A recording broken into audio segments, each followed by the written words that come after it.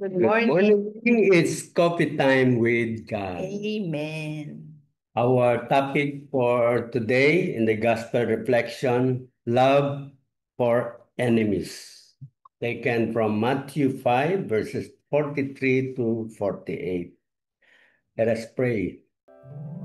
Come, Holy Spirit, I need you. Come, Holy Spirit, I pray.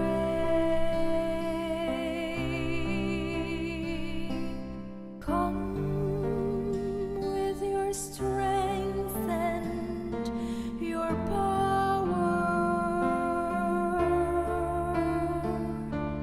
Come in your own special way.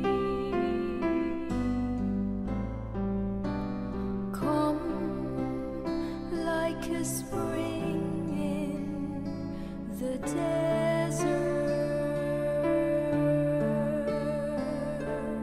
Come to the weary of soul. Oh, let your sweet healing power touch me and make me whole. A reading from the Holy Gospel according to Matthew. Jesus said to his disciples, "You have heard that it was said, 'You shall love your neighbor and hate your enemy.' But I say to you, love your enemies and pray for those who persecute you, that you may be children of your heavenly Father, for he makes his sun rise on the bad and the good, and causes rain to fall on the just and the unjust. For if you love those who love you, what recompense will you have? Do not the tax collectors do the same? And if you greet your brothers only, what is unusual about that? Do not the pagans do the same? So be perfect, just as your heavenly Father is perfect." The Gospel of the Lord. Praise To to you, you, Lord Lord Jesus Jesus Christ. Christ. Pili ko is yung be perfect. Kasi yung be perfect, mahirap yon gawin. Pero yun yung gusto ni God sa atin. Yun pala, ito lang yung sinasabi niyang maging perfect. Sinabi niya dito yon. Ano, 'di ba? Gawin mo yung iba, no? Gawin mo yung kakaiba, which is the opposite na yun ang gusto nating ginagawa pero kumpara kay God at nagawa mo yun na yung pagiging perfect mo. Hindi yung pares na sinasabing perfect na talagang yung perfectionist ka, ganun. So ito lang yun, simple nga niya, sabi nga niya na binabati mo nga yung mga kaibigan mo di ba? Ang dali-dali na, pero kung batiin mo yung ano mo, yung kaaway mo, di ba? So yun yung perfect sa kanya. Hindi naman talaga yung perfect ka physically, perfect yung ginagawa mo, 'di ba? So, yun yung para kay God. Yun yung perfect sa tingin ko dito sa sinabi niya. Okay, so sabi mo, gawin mo yung kakaiba. Be perfect. Yung Oo. kakaiba, medyo mahirap nga naman, ano? Normal kasi basta ang kakaiba, something that is, parang kailangan mong i-separate yung sarili mo doon sa mga normal na tao. Wow. Yung pagmamahal na sinasabi rito is more than what is expected.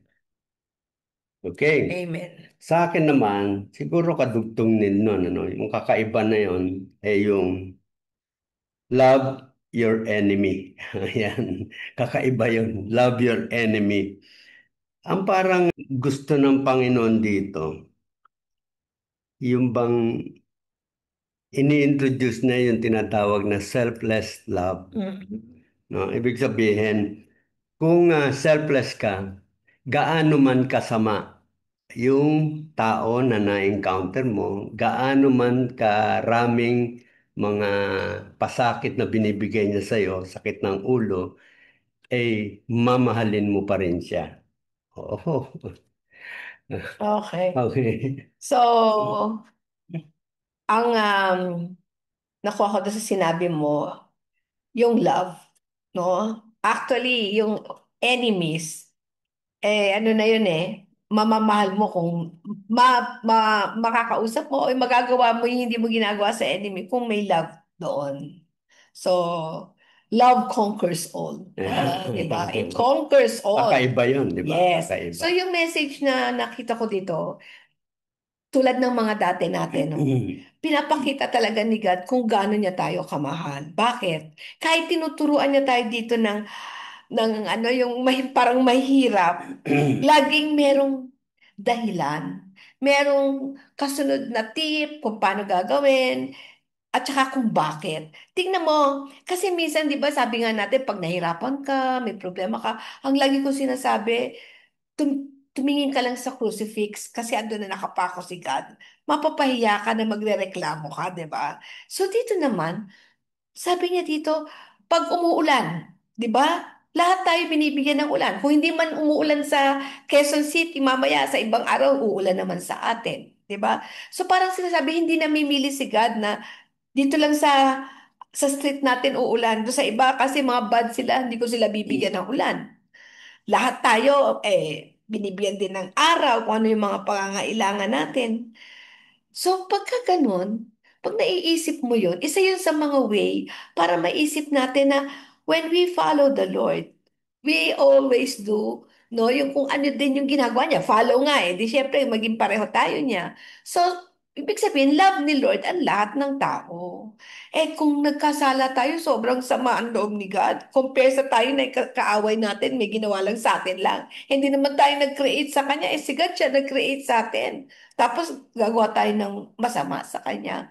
Pero hindi No? Binibigyan niya tayo lagi ng pagmamahal para talagang, di ba tayo, magulang din tayo. So, yung kung paano natin minamahal yung mga anak natin. Ganon si God sa ating lahat. So tayo naman, kung anak tayo ni God, kapatid naman natin lahat sila. Di ba yung mga kapatid? Kahit nag-aaway-aaway yan, no? Nagbabati pa rin yan. Parang normal naman yon. So ibig sabihin din siguro dito, hindi mo naman syempre pag enemy nagkaroon ng problem, nag-away kayo, pero wag kang magtanim. Parang ganon. Yun yung balikan natin lahat ng mga pinag-aralan natin, mag-ask tayong forgiveness, and then balikan natin, no? Yung at hindi natin itanim, and then ipasa Diyos natin. Trust God that we will be able to move on in spite na meron tayong mga enemies. Yeah. Okay. So, tama yung sinabi mo na yung pagka nasunod natin ito, love your enemies, parang magiging masaya talaga tayo kahit na anong situation. Biro mo kung magawa mo yun, ano? Talaga magiging masaya ka. Kaya ka lang ano dahil may kinainisan ka no? So, yun ang purpose ni God. Gusto niya maging masaya tayo. Kaya gusto niyang i-introduce sa atin to. Ito yung sinasabi na selfless love. That means, kalimutan mo ang sarili mo. And when you do that, ibig sabihin, ang focus mo is on the others. So mawawala siguro yung mga sama ng loob kasi hindi mo na inintindi, no? Ano man ang trato na gawin niya sa'yo, wala sa akin yan. Na importante, ako ang nagmamahal sa inyo. Yun yung message. Now, ang importante rito yung response natin. So will we do this? So, ganun na naman. Pupunta na naman tayo sa we need the grace of God. Pero it is always important na sa atin magsimula that we want to love everyone. Wala tayong pinipili. Ano man ang ginagawa nila sa atin, mamahalin natin sila. And I think yung grace na yon sa akin lang, no? Yung pagpapatawad. Dati, hirap din ako sa ganyan. Pero ngayon, ewan ko, na mukhang na-transform ako nung grace na yun eh. So, hindi na ako naapektuhan yung mga taong gumawa sa akin ng mga masasama. And ano talaga yun eh, nakakasanayan. If you try to follow God, sabi, patawarin mo yan. Maliliit pa lang yun. Oh, okay na yan. Pero pagka yung ayaw mong sundin, no, yung pagpapatawad, mahihirapan kang magawa ito. Tung sabi niya, love your enemy. It will really very, very hard for us to do it. Kaya nga, sabi, to start with loving our enemy, we try to forgive everything. And how can we forgive that? Deny ourselves, pick up our cross, and follow Jesus. Amen. Okay, so see you tomorrow In here our in Coffee coffee time Time with with God. God.